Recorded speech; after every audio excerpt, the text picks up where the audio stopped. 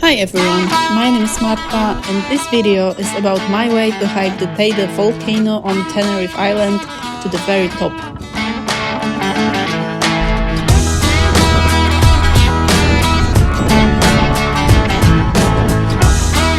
The trail to the Teide Volcano starts from a small car parking lot located beside the street.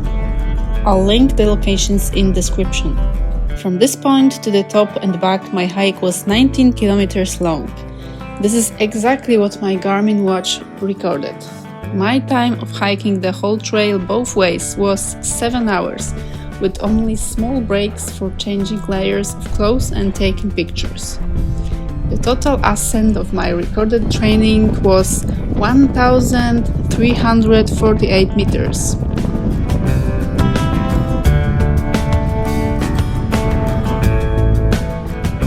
Let's start from the beginning. First step was to book the permit online to hike from the point on the trail where the cable car's last station is located to the summit of the Teide Volcano, about 500 meters one way. I have booked 2 permits, they were free, on 7th December 2023 for 10th February 2024, which is about 2 months prior, and the free spots were very limited for that time. You can choose spots for specific hours and one spot is valid only for 2 hours. You can book only one spot per person for a week. I've picked available hours, which was 13 to 15 o'clock. I did not know how long the whole trail was going to take. I've read reviews on AllTrails app and some people wrote that they did the whole trail both ways in less than 5 hours, others in 9 hours. I've guessed I'll be somewhere in between. Later I found out that the permit is necessary only when the cable car is operating. That means you can go to the summit before and after cable car working hours. Many people hike to the top for the sunrise or sunset. I preferred to hike in the sunlight.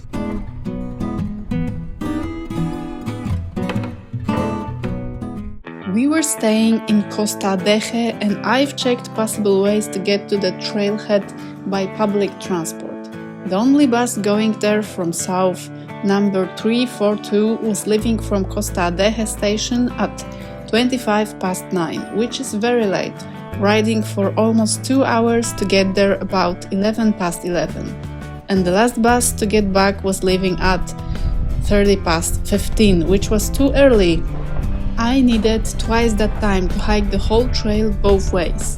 So we rented a car for a few days, woke up very early that day and drove for 1 hour to the parking lot. Somehow there was one free spot left at 8 o'clock in the morning.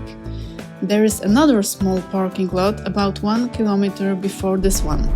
Both parkings are free of charge. Hiking the trails is free as well. The weather on that day was not appealing. Teide summit was covered in a circular gigantic cloud. The wind was so strong that I was thinking if it's even gonna be possible to climb this volcano. The trail, thankfully, was turning around and a lot of the hike we have been protected from the wind. When we reached the shelter after 7 kilometers, we found out that it was closed. It looked abandoned. Very few people were hiking the trail except us.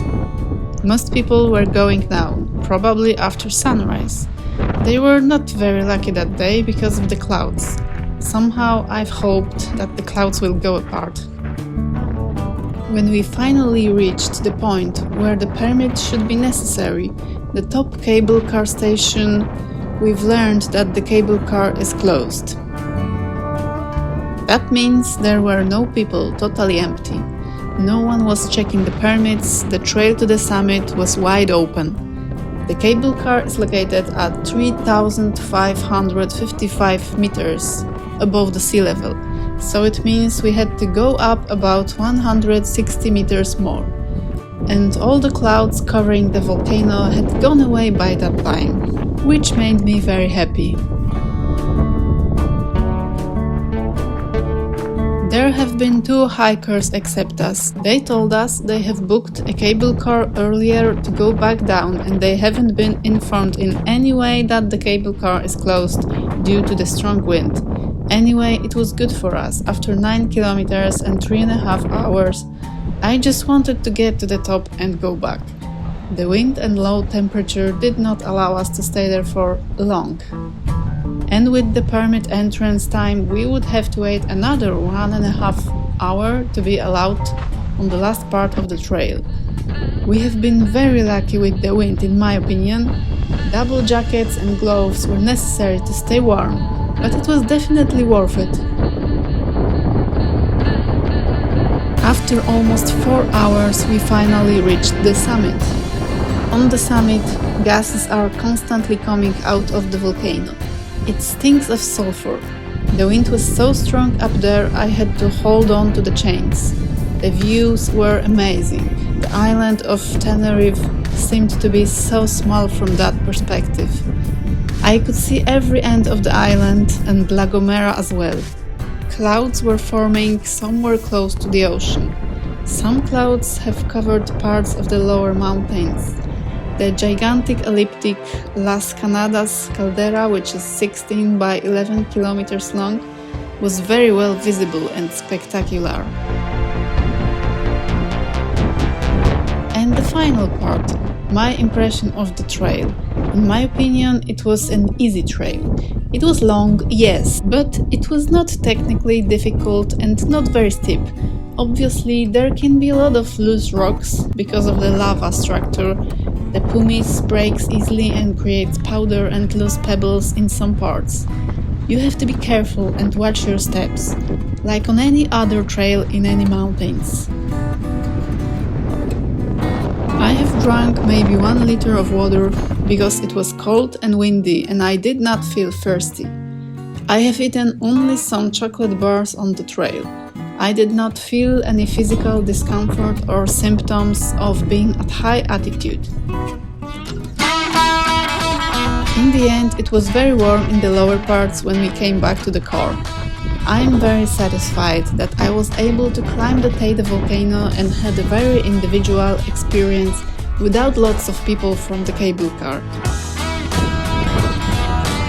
This is how a mountain like this should feel: isolated, remote, wild and rough, and a little bit dangerous. I hope my video has helped you to plan your hike on Teide. Be safe, check the weather conditions and be aware that the cable car can be closed on any day. Thank you for watching!